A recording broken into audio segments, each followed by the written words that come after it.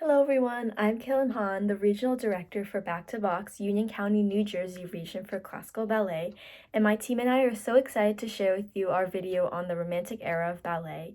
So let's get started.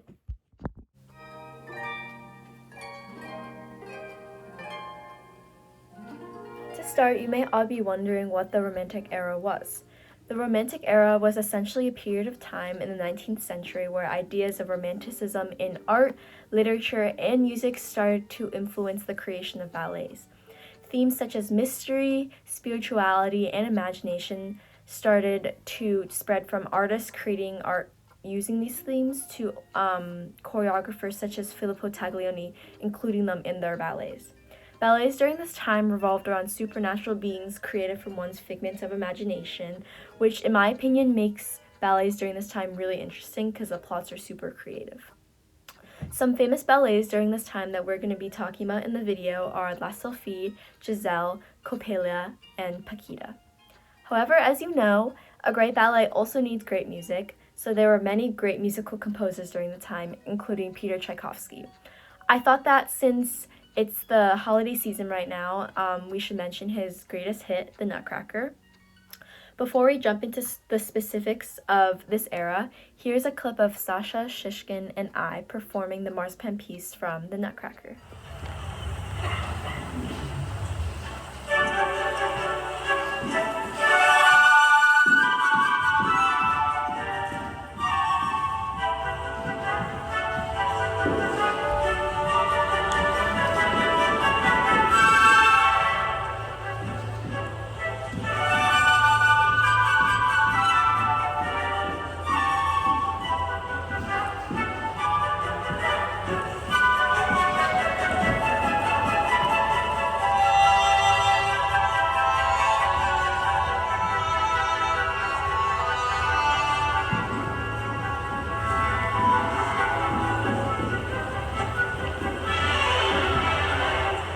Hello, my name is Lauren Burke, and today I'm going to be talking to you about some famous dancers at the time.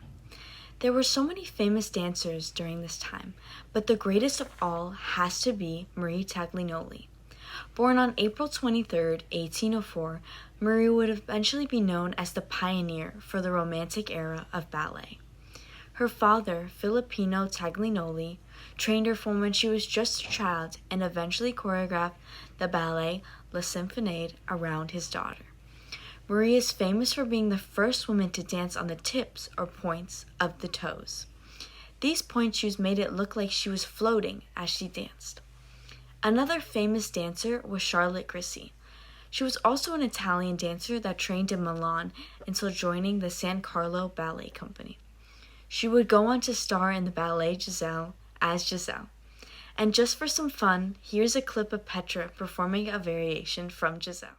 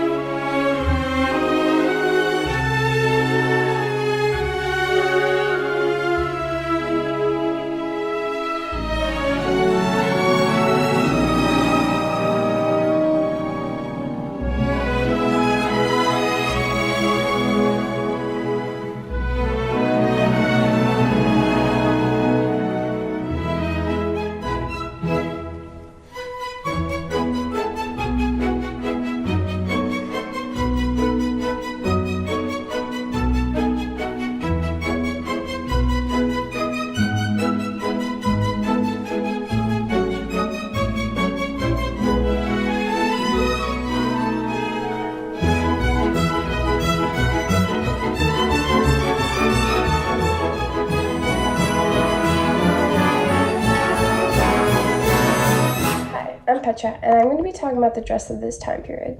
Possibly the most defining characteristic of this time period was the clothes and the shoes that the ballerinas wore at this time. Like Lauren talked about before, Marie Taglioni was the first woman to ever wear pointe shoes.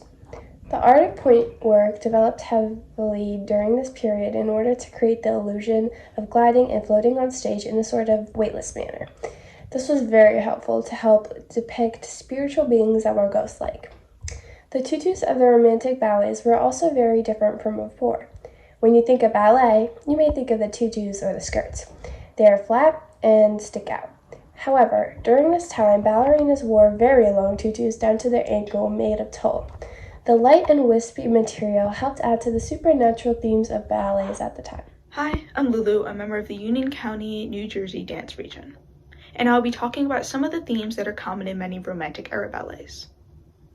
During the 19th century, ballets began to revolve around femininity.